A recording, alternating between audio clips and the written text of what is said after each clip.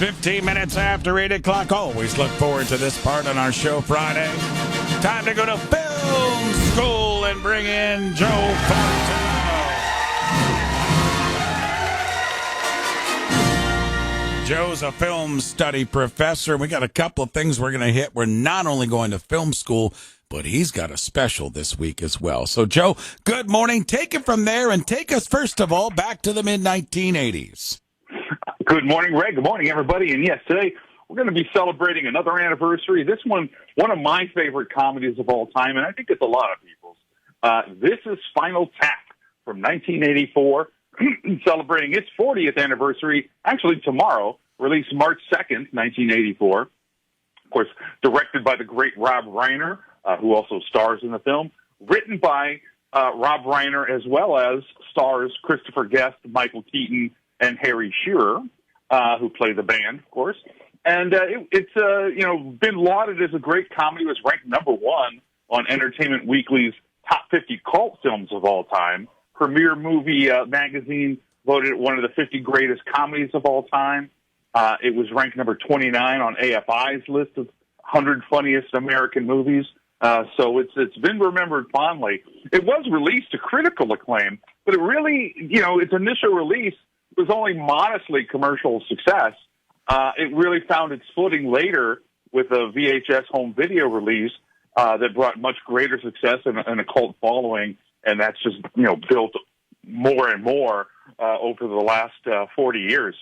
It's been credited with launching the mockumentary genre, which kind of sort of didn't really exist before this, and has become kind of a staple of comedy films since then. The genesis of the film is kind of interesting.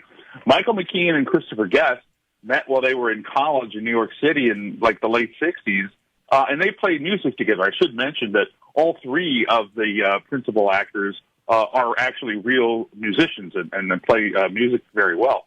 Anyway, so Christopher Guest and Michael McKean met and started playing music together. They worked with Harry Shearer and Rob Reiner on a TV pilot in 1978. For a sketch comedy show called The TV Show. And that featured a parody rock band called, you guessed it, Spinal Tap.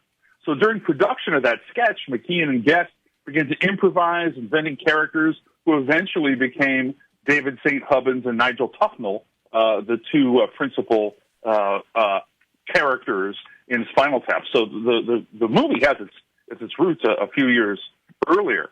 The credits state that Spinal Tap is fictional, and then it adds just for more comedy. And there's no Easter Bunny either.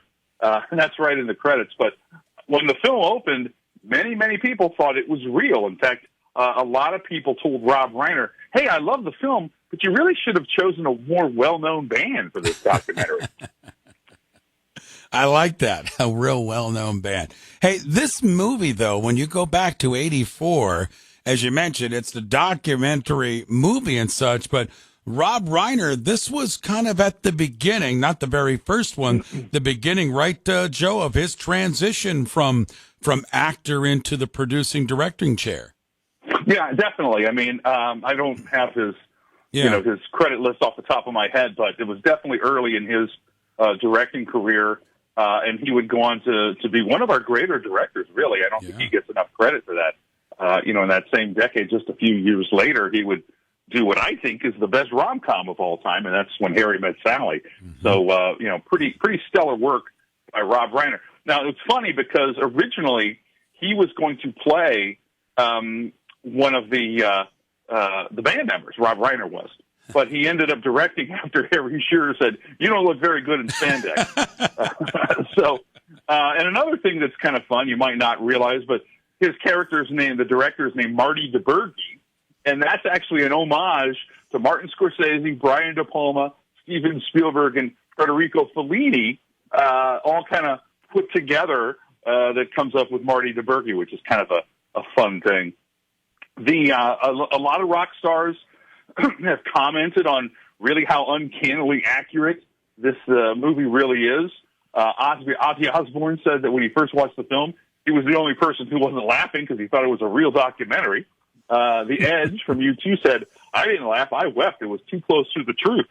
And Gene Simmons from Kiss said that they had a moment very similar to the scene, the Hello Cleveland scene, where the band gets lost in the backstage and they can't find their way to the stage. That happened to Kiss one time. In fact, Steven Tyler from Aerosmith actually took the film kind of personally because it came out when Aerosmith was on a low point in their career, and the Stonehead scene in Spinal Tap kind of looked like the cover of their 1982 album, Rockin' a Hard Place. So Tyler kind of thought that secretly it was about them and they were taking a shot. Joe Fortunato Film School with us today, going back to 1984. This is Spinal Tap. Now, speaking of movies, Joe, you've got a special thing coming up Monday because next weekend we've got the Oscars, and you're going to be at the library Monday. Absolutely. I do want to add one final thing on Spinal Tap because I think this is pretty great. Most of you probably know the film site IMDb, Internet Movie Database. Well, they rate movies 1 through 10, like every other place. This is the only film on IMDb with a rating of 11 instead of 10. It goes to 11, so, which is a lot of fun. They really liked it. I'm sorry, go ahead. I just said they obviously really liked it. So take us to Monday night. Yeah, so Monday night, this coming Monday, March 4th, I'm going to be doing a talk about the Oscars, and this is going to be about the history of the Oscars. We're going to discuss some of the great moments, the controversies, and then at the end of the talk, we'll have a give and take about this year's ceremony. I'll make some predictions.